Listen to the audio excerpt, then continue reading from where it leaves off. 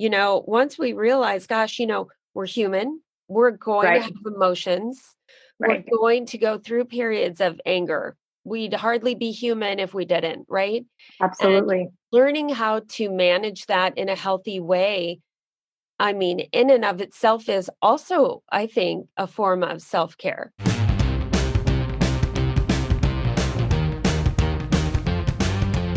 Welcome to Amy Liz Harrison's podcast, Eternally Amy, a mum of eight's journey from jail to joy. A Gen Xer who overcame her struggle with alcohol to become a best-selling author and mental health advocate. She shares stories of hope and offers ideas for others struggling with mental health challenges, spirituality, ADHD, or maybe just family, travel, and logistics. One thing is for sure, you'll leave with something to chew on. And now, here's your host, Amy Liz Harrison, with your mystery meat sandwich. All right. Greetings, compadres. We're getting straight into the main gig today because there's no need for a mystery meat sandwich quote when you have an incredible guest. And today I have the pleasure of having Michelle Farris on, and I am so excited because we are going to be talking about a topic that is huge. And I don't think it's talked about very much, at least in my circles. So I'm really excited for that. So Michelle is a psychotherapist in codependency recovery. Wow, right there. Wow. And also specializes in anger management. So she's written several ebooks and some online courses to help people outside of her area too. So Michelle, welcome. It is a pleasure to have you. And thank you for joining me today. Oh, thanks so much, Amy. Totally. Yeah. I was so fascinated when I heard that one of your mainstays that you are known for is anger management. I just thought, oh my gosh. So then I practiced a line. Ready for it? Pretend to be impressed. Okay. I've never done an episode on anger before, so I'm not mad at this at all. Yes. I was really bad, but thank you. Thank you. I'll be here. I love that. All right. So I would love to start by just asking you a little bit about your background, how you got into the work. Sure. Even as a kid, I knew something was wrong with my family. And I think at 11, I asked my mom to go to therapy with me, and she did. I don't know how, but she did. And then around a year later, a best friend of mine got sober from alcohol. So I was going to AA meetings with her. So those two experiences really made me realize there was hope. And I sort of intuitively knew that's what I wanted to do. I really wanted to get into therapy, but I had to do my own work before I was really ready to help people.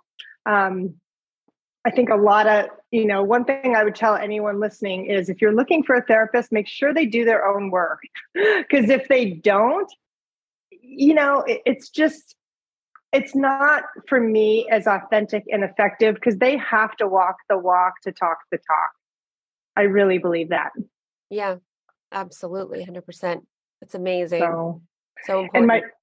And my first internship was actually teaching 52 anger management week program. And I just hit it by accident, but looking back on it, I realized because I grew up with someone who raged, how perfect was that? That I would end up learning the skills because of that, I actually stuffed my anger and said, I'm not going to feel it at all because it's way too scary. And I think a lot of people do that when they grow up with rage. And then we become people pleasers and on the codependent side. And then it leaks out in ugly ways that we don't really intend to because we just keep trying to stuff it in. So then stuffing can lead to the people pleasing / codependency, right? So then it just becomes this ball of yarn that's all tangled. Interesting. Yeah, because the codependent can't be honest about how they really feel because they think if I say I'm hurt by something you said, that means you're going to be mad at me because we assume the worst. Yes. And so we stuff all of that and we find other ways to get love, which is, what we do, what we give, how happy we are, how pleasant we are. And, that's just not sustainable in Ugh, relationships. yeah. Gosh, does this hit home already? I'm just thinking about the myriad of times where I've realized if I'm angry about something that actually, if I'm digging a little bit deeper, I'm usually in fear of something. Like I'm in fear Yeah. that I'm going to not get something that I think I need or Mhm. something that I want and feel like, well, I'm going to lose this relationship. Or then if Right. you're mad at me, are we ever going to recover from that? And just Mhm. all those thoughts. Yeah. And we all have them. I call them negative assumptions. We assume Mm. a bad outcome when really, if you challenge yourself and say, well, is that really true? Is that person really going to leave if I say I'm hurt or angry? And most likely, the answer is going to be no. But we have to challenge that fear to say, maybe our fear isn't actually true. Mm. It's that false evidence appearing real. I love that quote from 12 That's step so good. programs. Yeah. So good. Yeah. Yeah. And then I also like the other acronym for that, which is face everything and recover. Yes. And that Yes. is hard for me personally to do when I'm Mm-hmm. angry about something because Yeah. it's like I want to have this polished argument, I want to have all I want to have it all laid out nicely and then, Right. here's my PowerPoint and it all makes sense and that just doesn't happen sometimes, especially when I'm still emotionally charged about something. Yeah. And Yeah. I find confrontation super difficult with that. So Yeah, I think that's a really good point because I think like the people who come to me for my anger class, the ragers get right into the work because they know I rage. But the stuffers typically have a harder time because we think, well, we're not really the problem. We are great people. But it's almost like, how do you loosen that valve? Because a lot of times, even for myself, I realize, ooh, I've got a lot underneath this that I have to take care of because I've stuffed it. So we have to really be mindful that there can be a pretty good learning curve when it comes to opening that stuff up. makes total sense. Yeah, absolutely. And I'm wondering what is the difference between healthy and Mhm. unhealthy anger? So it's really the focus. So if I'm using unhealthy anger, my total focus is on you. You're making me mad. You need to change your behavior. I'm going to be blaming you and criticizing you because I think you're the problem. Healthy anger is, wow, I really realize that I'm upset because you just called me a name and I need to let you know that's not okay. So the focus is myself and how I feel. And even though, yes, you're still going to be angry, the focus is different. If I'm not in blame, I'm not going to get as upset as if I were talking about myself. Because if I'm talking about myself, that's something I can control. I can't control you. So the more I focus on what you're doing, the more frustrated I'm going to be. So it's a subtle shift, but it's really simple. That is huge. That is so empowering because if Yeah. we can only change ourselves and control our reactions and thoughts and I love that because it's also valuing ourselves and putting ourselves on the map to say, Right. okay, I need to address that, and having that, stand Yeah. up for myself kind of thing, as opposed to this is your fault, finger pointing. Yeah. And we have to catch that because our culture is all about blame. So we really, at first, you may not change it immediately, but you'll notice, okay, where is your mind going when you're angry? They're a nag. They're always hurting me. They're always doing this. That's really good information because that's going to tell you, ooh, that's what I need to shift. I need to stop focusing on what they're doing and more like, how do I take care of myself?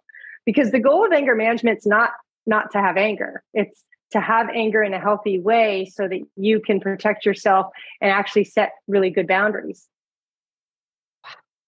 Well, I love boundaries. And I think those are so important. And as we start to unpack this, I loved the idea of women Mm-hmm. struggling with anger.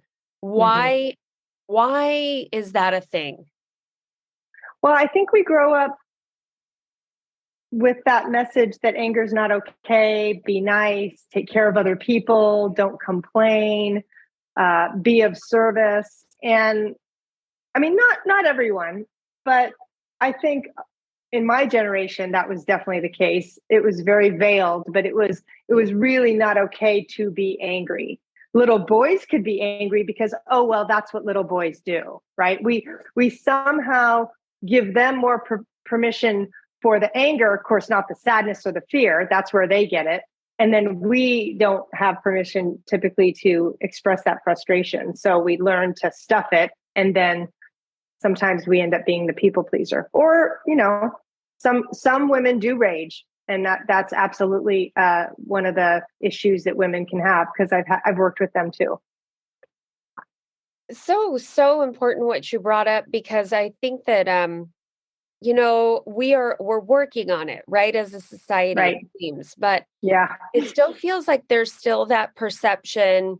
I mean, I'm not currently in a traditional workplace outside the home, but that this perception of, well, women are emotional.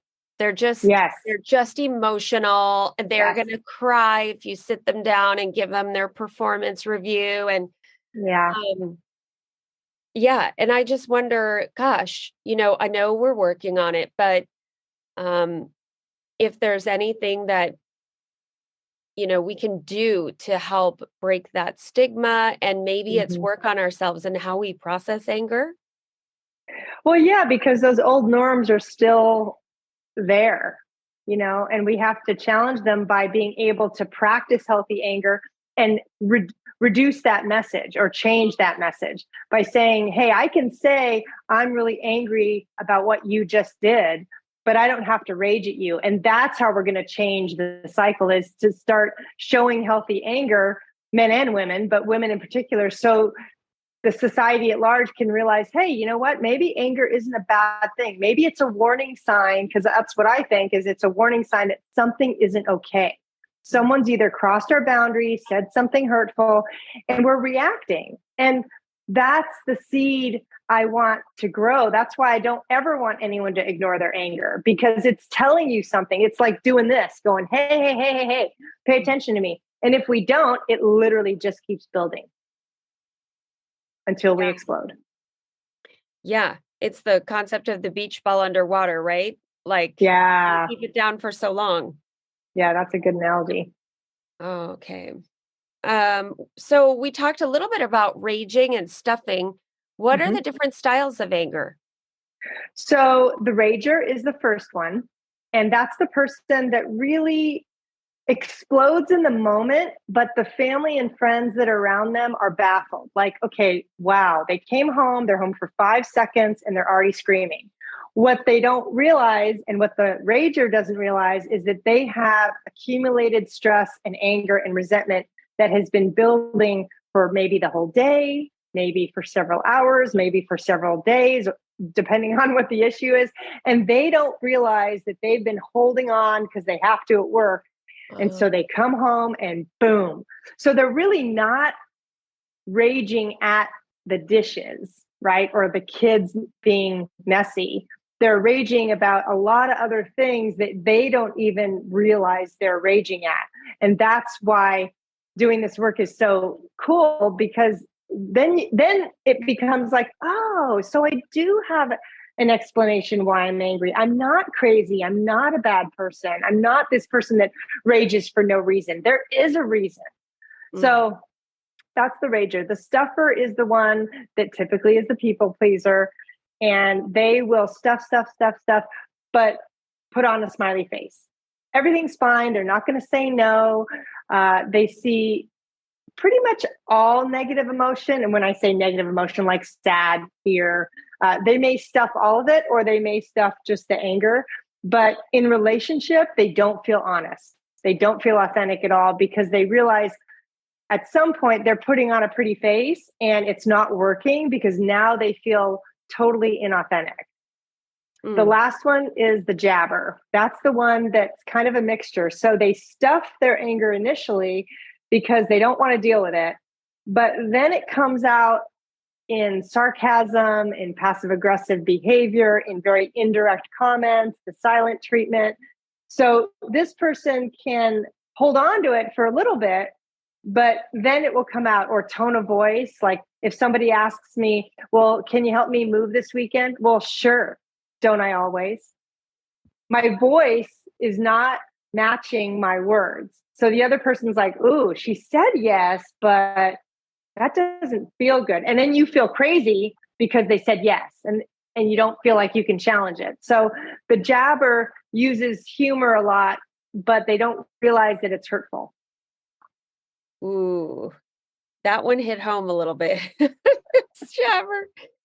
Yeah. And, it's interesting even hearing you talk about these different styles because, I can think of just different people that I associate with that are like, if you've known them for a long, long time.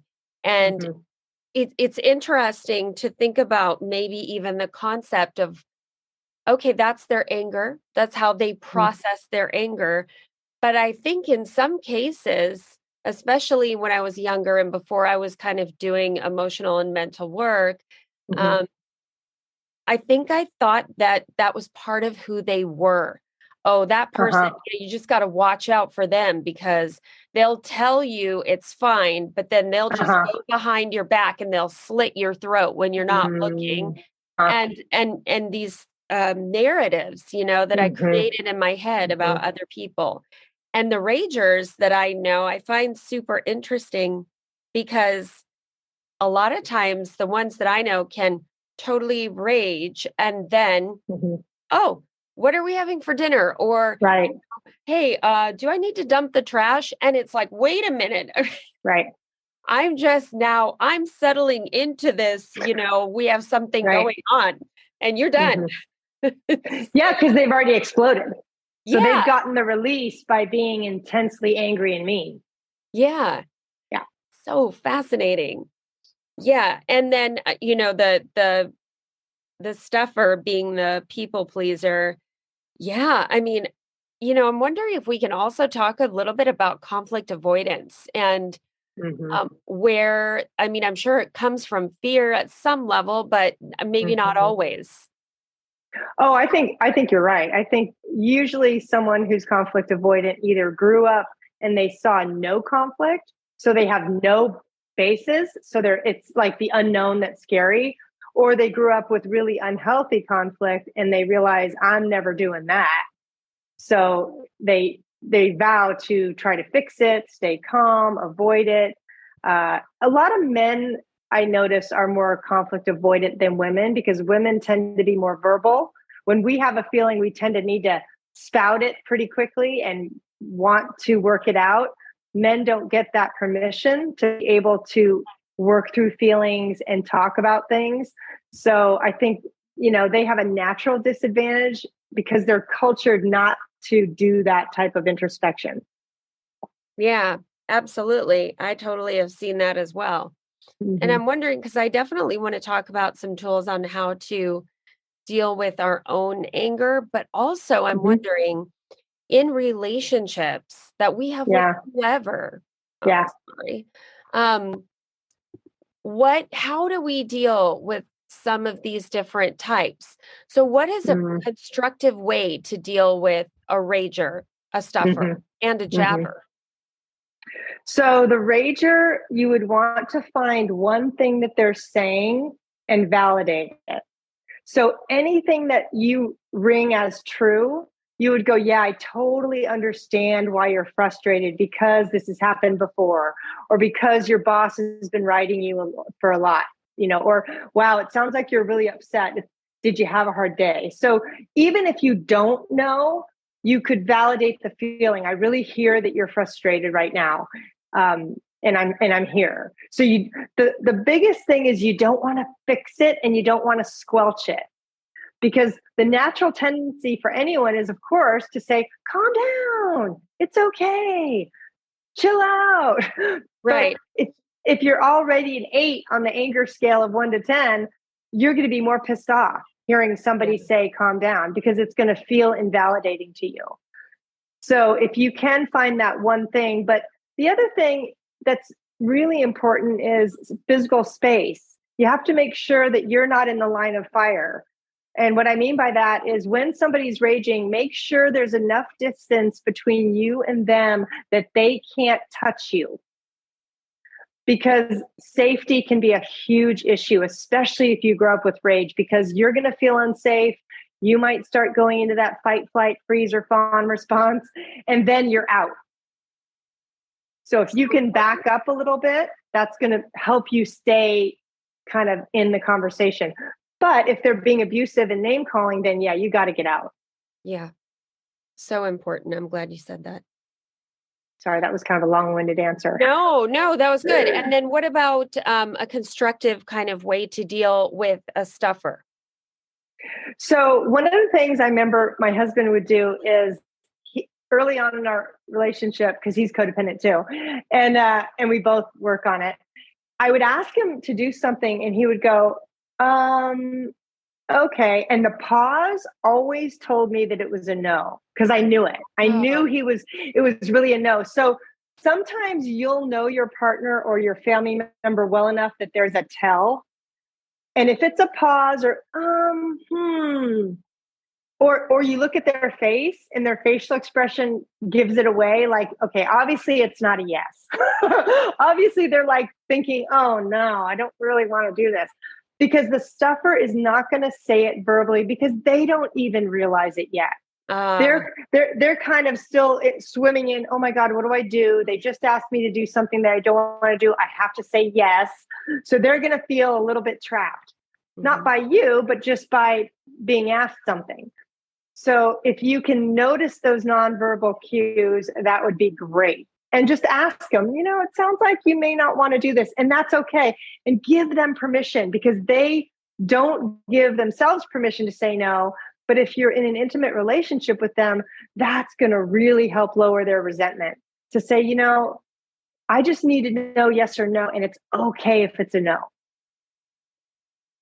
So good.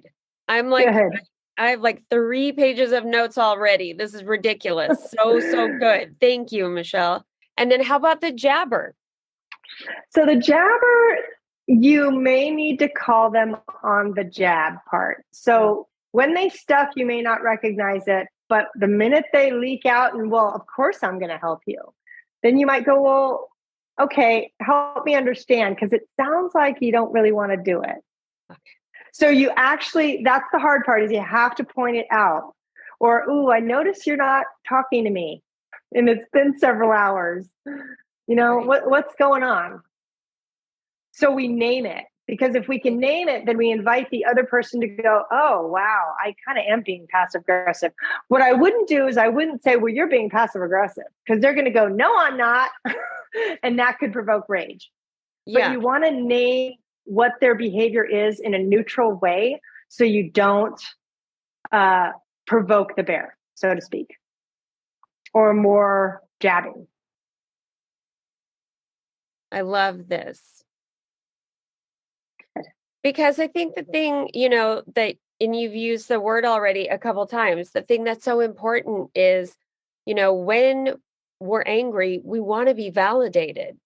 I mean, we want someone to say, you're not crazy, and just to really, have that sympathy and that empathy where they've gone like, I know what you're feeling because I've been there too, or, wherever it is. But that's just so important. My husband works in a field where they've got, of course, customer service is a big deal. Oh, yeah. And they've got I'm not call it a complaint line. That's not what it is. But, if you've got some constructive feedback, we'll say, in quotes,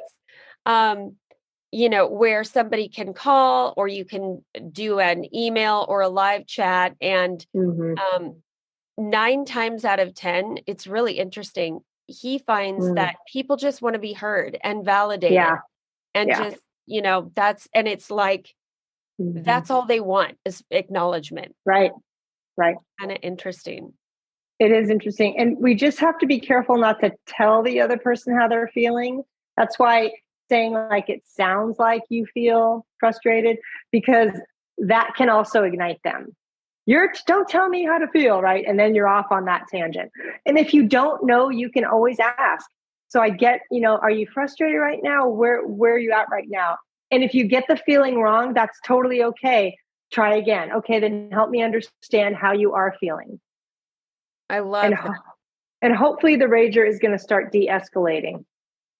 But again, if they're blaming, if they're name calling, if they're physical in any way, like doing hand gestures that are threatening, like a fist or anything like that, you got to go. You can't stay for that.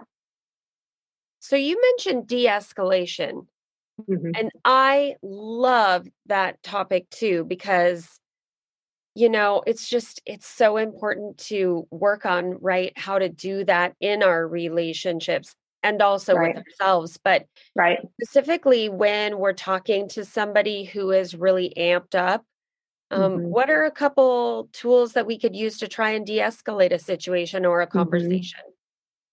So the validation is one. The other thing I would say is ask them what they need. What do you need right now? Like, what do you need to do to take care of yourself? Do you need to take a walk? Do you want to go outside? Are you starving right now? Like, what do they need? Because if they can tell you, okay, you know what? I'm really hungry right now. Great. Because if they're in a rage, sometimes they don't realize what they need. They just are spouting at that point. And, once we get into that unhealthy anger, there's always that fine line of where we lose control. And when they've lost control, it's hard for them to come back. But again, if you feel unsafe in any way, that's when you might say, I'm going to take a break and give you some time. I'll check in with you later. Don't tell them to take a break. They won't like it. Don't say, I think you need a timeout, because no, I don't. And then you're still in it. But you can own it and say, I think we need a break. I love that. That makes such a huge difference to have somebody else say, I'm going to give us a break. Yeah. I'm going to take a break. Yeah. That's huge.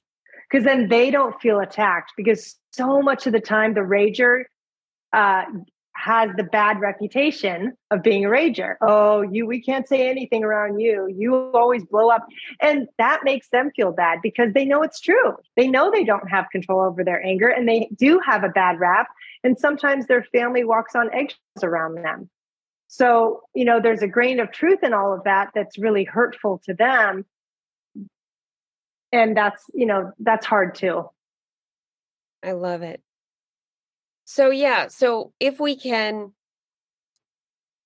table the conversation and own that, just say, I might need a minute to table this. Let's circle back up after we've had some space, or tomorrow, or, okay. I love that. Yeah. And also, I think, what you said about not having them, putting them in a position where we're giving words that would cause them to feel attacked is so powerful, because that's just a really kind thing to do. Because, when someone's in pain, it's like, what are you going to do? Tell them like, oh, you need to get it together. Why are you in pain? Like asking all these questions. No, we're more, generally nurturing. We try to be loving and caring and and yet being on the receiving end of rage is not easy, and you are going to have a reaction, and sometimes you are going to get angry right back at them, and that's normal and natural, because you want to protect yourself. But usually people learn really quickly that it's just going to ignite it. And the more you can back up if they're in a rage and say, I really want to hear you, but not right now, that's going to hopefully help them understand. It's almost like you're teaching them how to treat you. Yeah. Because if we stay in that rage with them and they keep blaming us, it just reinforces them to keep going, versus, this isn't working out, I'm going to take a break. Then they realize, holy cow, my partner actually left. That sends a message. That states a very clear boundary without making the other person wrong, but you're voting with your feet at that point by going, I'm out. and you're not making the other person wrong by doing it. But it is tricky, because if you're receiving end of rage, it's very common to get defensive and want to defend yourself, especially if you have a history of that, because how could you not? So we really want to, understand that if you are reacting in anger back, it's totally understandable. It's just, that's the piece we can change to look at our own reactions, because we can't necessarily change the rager. So you've segued so flawlessly, perfectly into, the next question, which is what can we do? What can we do? Mm-hmm. What tools can we use when we're angry? Yeah. Well, the first thing is you have to pay attention to it, because everybody has signs in their body. Typically, that's the first one people notice, is they either have muscle tension in their shoulders and back. They might clench their jaw or have their throat closed. They might get sweaty. Rapid heartbeat is super common. Your body is talking to you as you're getting angry. Okay. Now, some people don't relate to the word anger, but they relate to the word stress. So that has the same reaction in the body. Once you're stressed out, your heart elevates, your heart rate increases, you start to sweat. It's the same reaction. So it doesn't matter what feeling you're talking about, but if you can go, oh, wow, I am super tense. I'm clenching my fists right now. That tells you, okay, you're upset. So immediately you have to decide, what do I need to do to take care of that? Mm-hmm. Now, obviously, if you're in front of your boss, you may have to go, I'm going to have to hold my fists because I can't say anything. But after that conversation, you may go to the bathroom and cry, or call a friend, or do something to go, oh my God, that was super hard. I just got majorly chewed out by my boss. Mm. You want to be able to handle it, because the hard part is, most of us, especially if it's a low level anger, the tendency we have is to ignore it. It's not that bad yet. I don't really have to deal with this yet. And then you come home, the house is a mess. Now you're getting more mad. Then the kids are acting up. Now you're enraged. But it's a progression. It started at work. You had a low level anger that you didn't address. There was traffic. Then your partner, and that's how it builds. So if you can catch it early, those first signs, because it's so much easier to control if you notice it as it's starting. And that's why a lot of my work is teaching people how to identify your anger quickly, so that you can go, oop, okay, I need to do something to take care of myself. I need to practice self-care. I may need to call a trusted friend. I may need some exercise. And I definitely may need to remove myself, because if I'm really hot, it's not going to work for me to talk things out at that moment. Right. Absolutely. And one thing, as you're talking, I'm just wondering about is, when we get into those situations, now we're like, okay, I see what's happening. But what do we do, or how do we start a process of working on, I'm going to call them triggers, but what I mean is something that has caused you maybe to get angry every time it happens for your whole life, or at least over a long period of time. Yep. Well, the trigger is usually, how I define it, is it's an intense reaction to a present situation that reminds you of something of the past. So I just had this with my husband. I was triggered. He wasn't listening to me, and I was really triggered. So what I said was, I feel triggered. And he knew what that meant. That meant that not only am I upset in the present, I'm upset because this is my issue. Sure. So if you can share that language with your partner, that's ideal, because when we say I'm triggered, then most likely we're not going to be able to stay in that conversation because we're too hot. We may need a break. But then our partner knows, oh, they're triggered, so this isn't all about me.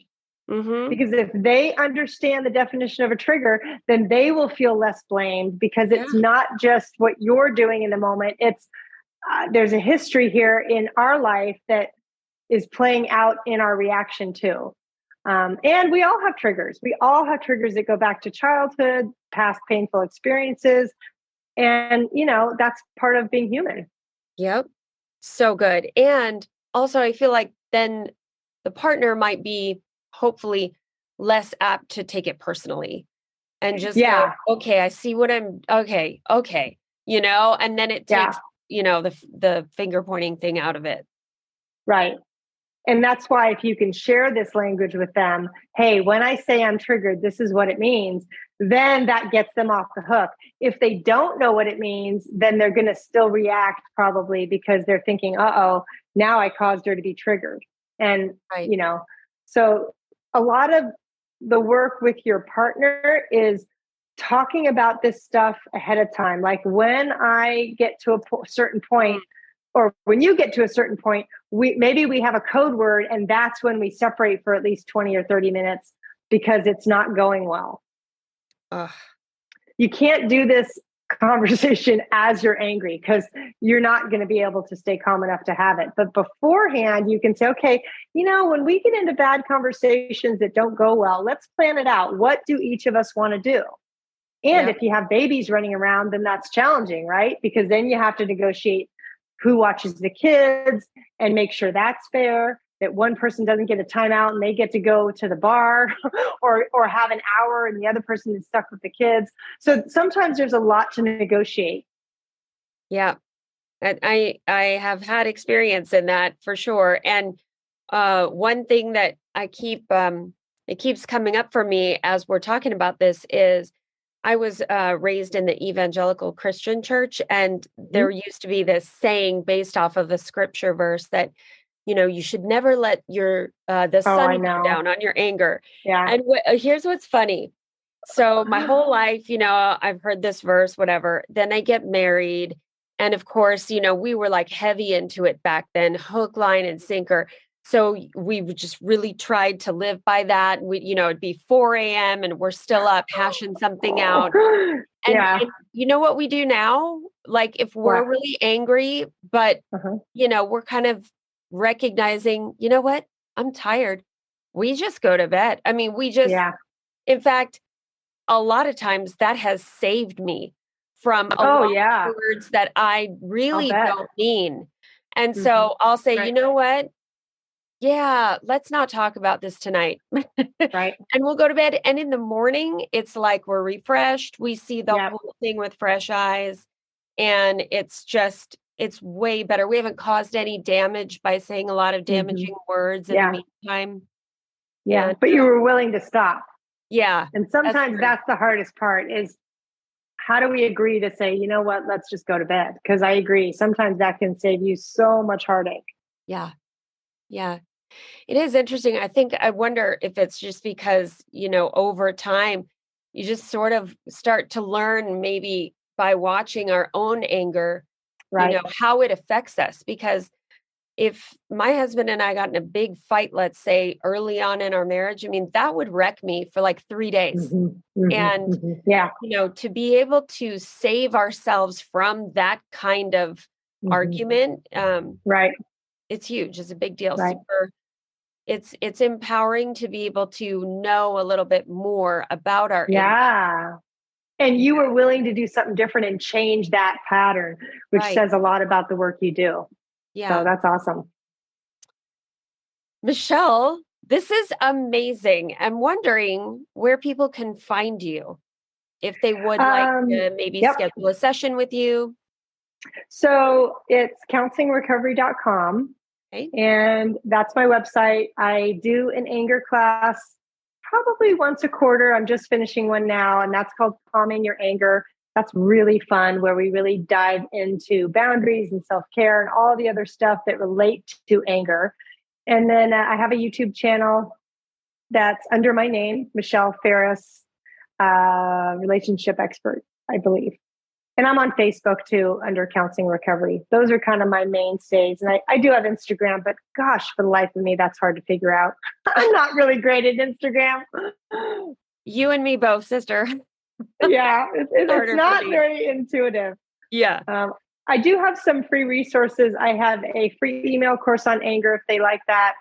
The other thing I have is I have a relationship checklist where it's 3 checklists that help you assess your relationship.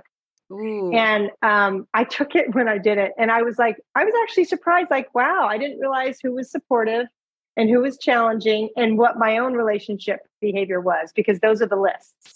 Who's supportive, who's challenging.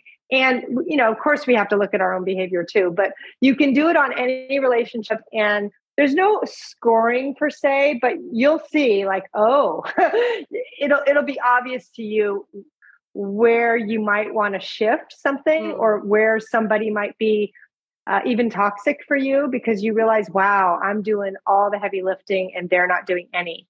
And sometimes, we don't realize the state of our relationships until we kind of assess them. So good. Okay. And that is amazing. I think that, once we start to do things like take these quizzes and really get it in the forefront of our mind and become the observer, it really does become something that, once we realize, gosh, we're human, we're going to have emotions, we're going to go through periods of anger. We'd hardly be human if we didn't, right? Absolutely. And learning how to manage that in a healthy way, I mean, in and of itself is also, I think, a form of self-care. Oh, yeah. Yeah. For sure. Yeah. For sure. Because it's going to help how you feel about yourself, and it's going to help the quality of your relationships. Because if you can say you're angry without hurting the other person, you're good. You're good. Yeah. It's funny because I was about to wrap up, and then you said boundaries again, and I go, that's right, that's what I wanted to ask her about. And I just want to make sure that while I have this opportunity to ask you before we close about boundaries and what your experience is with them. I tend to have a really simple definition because I know they can be really confusing for people. For me, a boundary is what I decide to participate in, when I choose in and when I choose out. Because most people think boundaries are getting someone else to change. Stop drinking, stop treating me that way. Well, you can ask that, but that's not a boundary you can enforce. But you can do, I'm not going to go to the bar with you because that's not my thing. Or I'm going to walk away right now because I don't appreciate how you're talking to me. So those are boundaries that are very clear that you can control. A boundary has to be about us, or else we can't control it or enforce it. So good. That is so good. Because I can't tell you how many times I've set up boundaries in my life. Yep. And it's like a laundry list of about 15 things that you need to do, and it's like, that's a little crazy. But that's what we do. Yeah. That's exactly what we do. Yeah. It's like setting it up to fail, really, because of course that person is not going to, do my 15 things and and so, that's I love that. Decide what I get to participate in and what I'm going to kind of opt out of. Yeah. Because that's your power. Yeah. 100%. Okay, Michelle, this has seriously been solid gold. Thank you so much. Thank you so much for having me. Really, this was fun. Oh, so much.